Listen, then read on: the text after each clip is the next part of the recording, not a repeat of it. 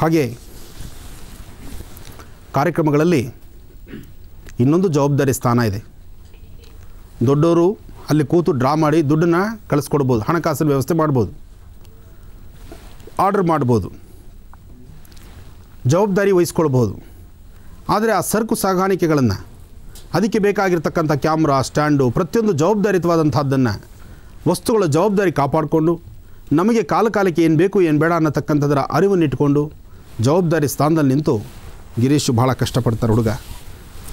ನಿಮ್ಮೆಲ್ಲರ ಪರಿಶ್ರಮನೇ ಮಹರ್ಷಿ ವಾಣಿ ಕಾರ್ಯಕ್ರಮದ ಈ ಒಂದು ಶುಭಯಾತ್ರೆ ಒಳ್ಳೆಯದಾಗಲಿ. ಸೆಟ್ಟು ಜವಾಬ್ದಾರಿಯಿಂದ ಶುದ್ಧಿ ಮಾಡಿ ಪ್ರತಿದಿನ ಶುದ್ಧೀಕರಿಸಿ ಒಳ್ಳೆಯದಾಗಲಿ ಅಂತ ನಿಮ್ಮೆಲ್ಲರ ಸಹಕಾರ ನೋಡಿ.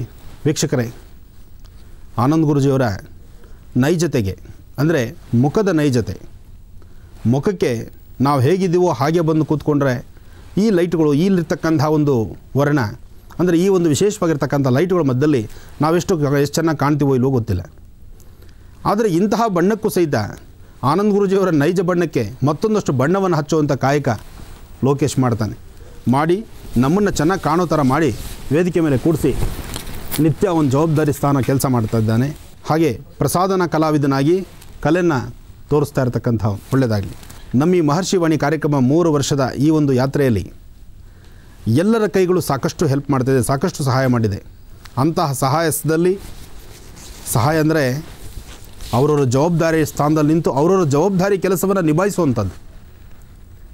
ಈ ಸಂಸ್ಥೆಯಲ್ಲಿ ಕೆಲಸ ಮಾಡೋ ಪ್ರತಿಯೊಬ್ಬ ನೌಕರನಲ್ಲೂ ಅದೊಂದು ವಿಶೇಷತೆ ಇದೆ.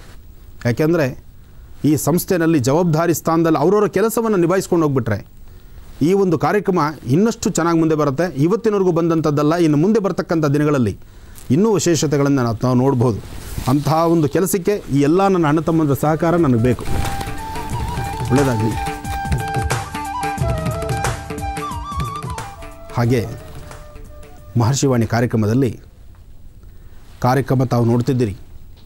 ಕಾರ್ಯಕ್ರಮದಲ್ಲಿ ಯಾವಾಗ ಏನು ಮಾತಾಡೋದು,